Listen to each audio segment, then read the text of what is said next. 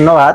যে আসলে বাংলাদেশ জামাত ইসলামী আল্লাহর এই জমিনে আল্লাহর দ্বীন প্রতিষ্ঠা করতে চায়।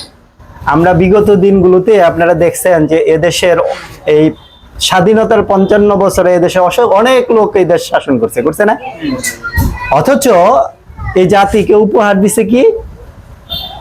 সন্ত্রাস, অন্যায়, জুলুম, চাঁদাবাজ এই সমাজের কিন্তু উপহার দিছে। এই জাতি সামনের মুখে রয়েছে বাংলাদেশ জামাত ইসলামের দিকে। এই 5ই আগস্টের বিপ্লবের পর মানুষ ফিরে তাকানোর চেষ্টা করছে যে এই জাতিকে মুক্তি দেওয়ার জন্য একমাত্র পারে বাংলাদেশ জামাত ইসলাম। যে এই জাতির যে তার প্রমাণ দেখিয়ে দিয়েছে 5ই আগস্টের পরে জামাত ইসলামের কোনো লোক চাঁদাবাজের সাথে জড়িত হয় নাই, কারো কোনো সন্ত্রাসের সাথে জড়িত হয় না, কোনো খারাপ মানুষের সাথে জড়িত হয় না, কোনো খারাপ রেকর্ড তাদের মধ্যে দেখা যাবে না। সেই জন্য আপনারা যারা আছেন সবাই বাংলাদেশ জামাত ইসলামের সাথে থাকবেন ইনশাআল্লাহ। আগামী দিনে এদেশে এমন একটা সমাজ জামাত ইসলাম প্রতিষ্ঠা করতে চায় যে সমাজে যারা নেতা থাকবে, কর্মী এবং নেতার মধ্যে কোনো পার্থক্য ভেদাভেদ থাকবে না। এখানে নেতা এসে হুজুর নেতার সামনে এসে সাধারণ মানুষ করবে না। আমি আপনি সমান, আপনি আমাকে দায়িত্ব দিচ্ছেন এই জাতিকে সার্ভ করার জন্য, জাতির সেবা করার জন্য। এটাই না আমাদের মূল কাজ।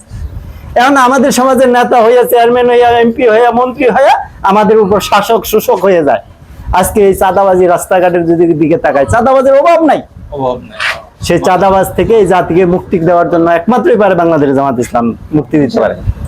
আপনাদের আগামী নির্বাচনে, যে কোনো নির্বাচন, চেয়ারম্যান নির্বাচন হোক, এমপি নির্বাচন হোক, আমাদের আজকের এই অন্তর্বর্তীকালীন সরকার এপ্রিল মাসে নির্বাচনের ঘোষণা দিছে। এই এপ্রিল মাসে যে নির্বাচন হবে সেই নির্বাচনে জামাত ইসলামকে ভোট দিয়ে জয়যুক্ত করবো ইনশাআল্লাহ। এই দেশে ক্ষমতা ইনশাআল্লাহ জামাত ইসলাম আসার পরে জাতি যে আফসোস করবে, কেন জামাত ইসলামকে আরো 50 বছর আগে, 30 বছর আগে ক্ষমতায় দিলাম না।